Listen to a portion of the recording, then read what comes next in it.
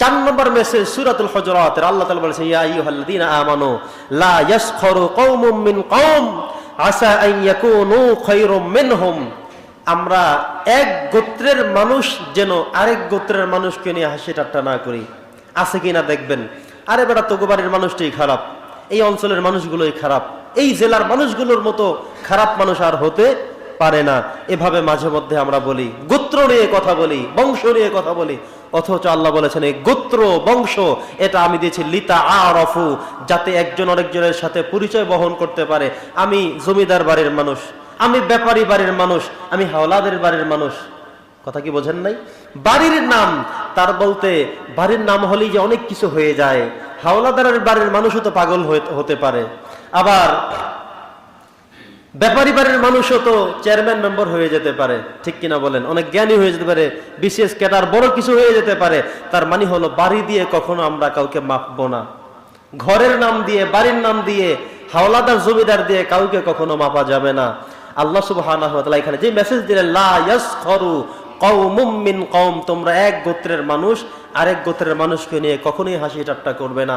একজন মানুষ আরেকজন মানুষের কাছে থেকে তখনই উত্তম যখন ইন্না আকরামাকুম ইনদাল্লাহি আতকাকুম, আল্লাহ বলছেন আমার কাছে শুধুমাত্র তাকওয়ার গুরুত্বটা বেশি, আর কিচ্ছু না। কে কোন বাড়ির মানুষ, কার দাড়ি বড় কার দাড়ি ছোট, কে 5 ওয়াক্ত নামাজ পড়ছে কে পড়ে না, কার টুপি সাদা কার জামা সাদা, কে কি পাস করছে, কে কোন ব্যবসা করে খায়, কে কি কর্ম করে, এটা আমার কাছে, এটা আমি গণি না। বরং আমার কাছে গণবার বিষয় হলো, আমার কাছে হিসেব করার বিষয় হলো তাকওয়া। আমাকে কে কত বেশি ভয় করে, কোন মানুষ সাদা কোন মানুষ কালো, কে কোন বাড়ির মানুষ, কে কি করে খায়, কে কোন চাকরি করে, কে কোন ব্যবসা করে, এটা আল্লাহর কাছে কোনো কিচ্ছু না। বরং ইন্না আকরামাকুম ইনদাল্লাহি আতকাকুম, আল্লাহ বলছেন আমার কাছে তাকওয়ার গুরুত্বটাই শুধু বেশি। কিসের গুরুত্ব? সবাই বলেন না কিসের গুরুত্ব? তাকওয়ার গুরুত্ব। তাকওয়া মানে হলো আল্লাহ ভীতি, আল্লাহর ভয়। আপনি যা কিছুই করেন না কেন আল্লাহ ভীতি থাকতে হবে মনে। ব্যবসা করবেন আল্লাহর ভয় নিয়ে ব্যবসা করেন, মানুষকে ভয় করা দরকার নেই। একজন মানুষ ক্রেতার চোখ ফাঁকি দিয়ে আপনি নষ্ট মাল ঢুকিয়ে দিতে পারবেন, কিন্তু আল্লাহর ভয় যদি আপনার মধ্যে থাকে তখন আপনি কাজ আর করবেন না।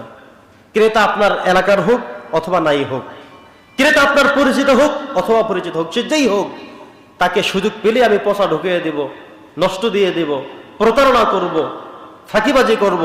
এটা তখনই হবে না যখন আমি ভয় করবো একজনকে। তিনি কে? জোরে বলতে হবে তিনি কে? আল্লাহকে ভয় করে যদি আমরা যে কোনো কাজ করি না কেন, তাহলে আমাদের দ্বারা কোনো অন্যায় সংগঠিত হতে পারবে না।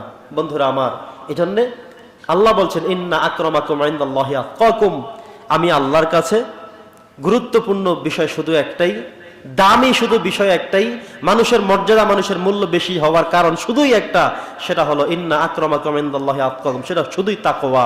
সেটা কি? তাকওয়া। তো এই 4 নম্বর মেসেজ হলো লা ইয়াসখারু কওমুম মিন কওম, আমরা যেন একজন আরেকজনকে নিয়ে ঠাট্টা বিদ্রূপ না করি, কোন বংশের, কোন গোত্রের, কোন বাড়ির এগুলো বলে যেন আমরা কেউ কাউকে কখনো ছোট না করি। আল্লাহ তাআলা এখানে যে বলছেন আসা আসা আন ইয়াকুনু খায়রুম মিনহুম, হতে পারে সে তোমার থেকে আল্লাহর কাছে উত্তম, হতে পারে না?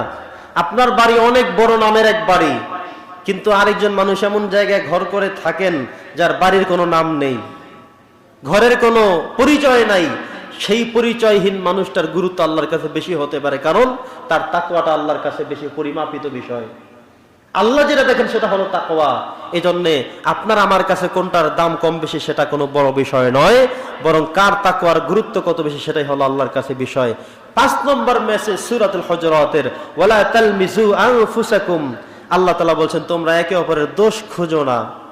আমরা মানুষের দোষ খুঁজতে অভ্যস্ত, কোন মানুষের কি দোষ আছে সেটা খুঁজে আবার প্রচার শুরু করি, প্রচার করতে থাকি, প্রসার করতে থাকি, মনে করি যে আমি যদি এই দোষটা সবার আগে খুঁজে আরেকজনকে বলতে পারি তাহলে আমি সেরা। একজন মানুষকে আমি খুব ভালো করেই জানি, বেশ ভালো কথা, একটা দোষ তার দেখলাম, অন্যায়তে দেখেই ফেললাম, চিন্তা করলাম এই লোকটা শত্রুকে, তাকে আগে খবরটা পৌঁছানো লাগবে, তাহলে সে এটা খুশি হবে বেশি। হইল কোনো কথা? আপনি তার মানে হলো সমাজের মধ্যে একটি দুর্গন্ধ ছড়াচ্ছেন, সমাজের মধ্যে একটি ঝগড়ার ব্যবস্থা আপনি করে দিচ্ছেন। বরং আপনার উচিত হলো নাম্বার 1, আপনি তাকে বাধা দিবেন, নিষেধ করবেন, বোঝাবেন। যদি আপনি তাকে দ্বারা কোনো ভালো কিছু করতে না পারেন তাহলে আপনি ঢেকে রাখেন, গোপন রাখেন, কিন্তু আপনি খুঁজে খুঁজে খুঁজে খুঁজে মানুষের অন্যায়গুলো খুঁজবেন, বের করবেন, প্রচার করে মানুষকে অপমান অপদস্থ করবেন। আল্লাহ বলছেন ওয়ালা তালমিজু আনফুসাকুম, তোমরা একে অপরের দোষ খোঁজো না, পরস্পরের দোষ খুঁজতে যেও না, বরং একটা কাজ আমাদের করতে হবে, সেটা হলো নিজের দোষগুলো খুঁজতে হবে। উত্তম মানুষ সে যে অপরের দোষ না খুঁজে নিজের দোষ খুঁজে, যে আসলে আমি মানুষটা কেমন, আমার দোষ আছে কি কি, আমার সমস্যাগুলো কি কি, আমার সমস্যা আমি খুঁজি। অনেক সময় এমন কিছু পণ্ডিত আছে নিজের দোষের অবশেষ নাই, আরেকজনের দোষ খোঁজে। নিজে নামাজ পড়ে না, আরেকজনে পড়ে না, সেই কথা বলে বলে বেড়ায়। নিজের রোজার খবর নাই, আরেকজনের রোজার খবর নাই। নিজে পর্দা করে না, আর হুজুরের খবর নাই, আরে বেটাই হুজুর তো এমন আছে, এমন মানুষ আছে, নিজের খবর নাই। অথচ আল্লাহ তাআলার নির্দেশ হলো নিজের দোষ খোঁজো। আমি মানুষটা কেমন, নামাজগুলো ঠিক মতো হয় কিনা, আমি পর্দার বিধান মানি কিনা, আমি যে টাকা পয়সাগুলো ইনকাম করি, ইনকামের সবগুলো সোর্স রাস্তা একুরেটলি কিনা, জায়েজ রাস্তা কিনা, মাসে আমি এত টাকা কামাই করি, এই রাস্তা থেকে এত, এখান থেকে এত, এখান থেকে এত, এখান থেকে এত, কোন জায়গাটা ঠিক, কোথায় কোনো ফল্ট আছে কিনা, ভুল আছে কিনা, রং আছে কিনা, অন্যায় আছে কিনা, গুনাহ আছে কিনা, সেটা খুঁজি। আমাকে নিয়ে আমি ভাবি, বরং আমরা আমাদেরকে নিয়ে ভাবতে পারি না, ভাবি আরেকজনকে নিয়ে। আমরা আমাদের নিজের দোষগুলো উদ্ভাবন করতে পারি না, দোষ আছে কি, উনি মানুষটা কেমন। বরং উত্তম মানুষ হলো তিনি, যিনি আরেকজনের দোষ না খুঁজে নিজের দোষগুলো খুঁজে খুঁজে বের করে সেগুলো সমাধান করে করে তাকওয়ার রাস্তায় অগ্রসর হয়ে যায়, বলে সুবহানাল্লাহ। এই সূরার 6 নম্বর মেসেজ হলো, আল্লাহ বলছেন ওয়ালা তানাবাজু বিল আলকাব, কাউকে মন্দ নামে ডেকো না। কোন নামে? মন্দ নামে। প্রত্যেক মানুষের একটা সুন্দর নাম আছে, যার নাম যেটা সেটাই সুন্দর। আপনার যে নির্ধারিত নাম রাখা হলো, আরেকজন মানুষ যদি সেই নামের পরিবর্তন করে কোনো মন্দ নামে ডাকে, আল্লাহ বলছেন যে ওয়ালা তানাবাজু বিল আলকাব, তোমরা অপর মানুষকে মন্দ নামে ডেকে তাদেরকে কুচ্ছা রটনা করো না। মাঝে মধ্যে দেখবেন কিছু মানুষ খেয়ে দিয়ে একটু মোটা হলে আরেকজন তাকে একটা নাম দিয়ে দেয় মোটকু। একজন মানুষ অনেক চিকন, যত খায় স্বাস্থ্যই হয় না, তার নাম দিয়ে দিছে রোহিঙ্গা। কথা কি বোঝেন নাই? একজন মানুষ এক চোখে দেখে, এক চোখে দেখে না, একটু বাঁকা করে দেখে, তাকে বলে কানা, টেরা বলে কিনা। অথচ তাকে টেরা বললে কি হয়ে গেল? কানা বললে হয়ে গেল?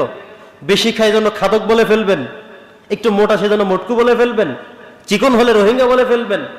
আল্লাহ তাআলা এখানে যে কথাটুকু বলেছেন ওয়ালা তানাবাজু বিল আলকাব, কোন মানুষকে মন্দ ভাবে রাখা যাবে না।